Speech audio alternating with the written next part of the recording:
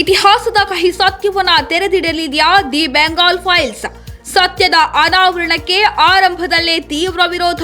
ಹಿಂದೂಗಳ ಸಾಮೂಹಿಕ ನರಮೇಧಕ್ಕೆ ಕಾರಣ ಯಾರು? ದಿ ಕಾಶ್ಮೀರ ಫೈಲ್ಸ್ ರೀತಿಯಲ್ಲಿ ನೈಜ ಘಟನೆ ಆಧರಿಸಿದ ಮತ್ತೊಂದು ಸಿನಿಮಾ ತೆರೆಗೆ ಬರಲು ಸಜ್ಜಾಗಿದ್ದು ಸಾಕಷ್ಟು ಕುತೂಹಲ ಹಾಗೂ ನಿರೀಕ್ಷೆಯನ್ನ ಹುಟ್ಟುಹಾಕಿದೆ. ದಿ ಕಾಶ್ಮೀರ ಫೈಲ್ಸ್ ಸಿನಿಮಾದ ನಿರ್ದೇಶಕರಾದ ವಿವೇಕ್ ಅಗ್ನಿಹೋತ್ರಿ ಅವರು ಇತಿಹಾಸದಲ್ಲಿ ಭಾರತದ ಅಪ್ರಕಟಿತ ಕಥೆಗಳ ಕಹಿ ಸತ್ಯವನ್ನ ಬೆಳಕಿಗೆ ತರುವ ಪ್ರಯತ್ನವಾಗಿ ಐತಿಹಾಸಿಕ ಕಥಾಹಂದರ ಸಿನಿಮಾಗಳನ್ನು ನಿರ್ದೇಶನ ಮಾಡುತ್ತಿದ್ದು, ಇದೀಗ 1946ರ ಆಗಸ್ಟ್ 16ರಂದು ನಡೆದ ಡೈರೆಕ್ಟ್ ಆಕ್ಷನ್ ಡೇನ ಘಟನೆಗಳು ಮತ್ತು ಅದರಿಂದ ಉಂಟಾದ ಗ್ರೇಟ್ ಕಲ್ಕತ್ತಾ ಕಿಲ್ಲಿಂಗ್ಸ್ ಹಾಗೂ ನೋಖಾಲಿ ಗಲಭೆಗಳ ಸಂಪೂರ್ಣ ಚಿತ್ರಣವನ್ನ ದಿ ಬೆಂಗಾಲ್ ಫೈಲ್ಸ್ ಮೂಲಕ ಕಟ್ಟಿಕೊಟ್ಟಿದ್ದಾರೆ.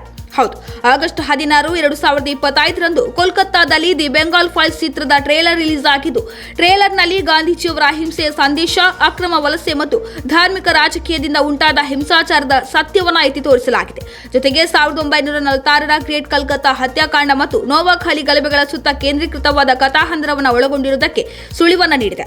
ಬೆಂಗಾಲ್ ಫೈಲ್ಸ್ ಚಲನಚಿತ್ರದಲ್ಲಿ 1946ರ ಗಲಭೆಗಳು, ಅದರಲ್ಲೂ ಮುಖ್ಯವಾಗಿ ಗ್ರೇಟ್ ಕಲ್ಕತ್ತಾ ಹತ್ಯಾಕಾಂಡ ಮತ್ತು ನೋವಾಖಾಲಿ ಗಲಭೆಗಳನ್ನು ಪ್ರದರ್ಶಿಸಲಾಗುತ್ತದೆ.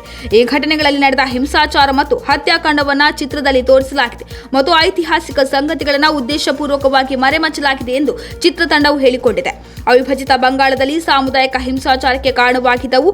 ವಿಶೇಷವಾಗಿ ಬಂಗಾಳಿ ಹಿಂದೂಗಳ ವಿರುದ್ಧ ನಡೆದ ದೌರ್ಜನ್ಯವನ್ನು, ಕೋಮುವಾದಿ ಹಿಂಸಾಚಾರವನ್ನು ಚಿತ್ರಿಸುತ್ತದೆ ಎಂದು ವರದಿಗಳಾಗಿವೆ.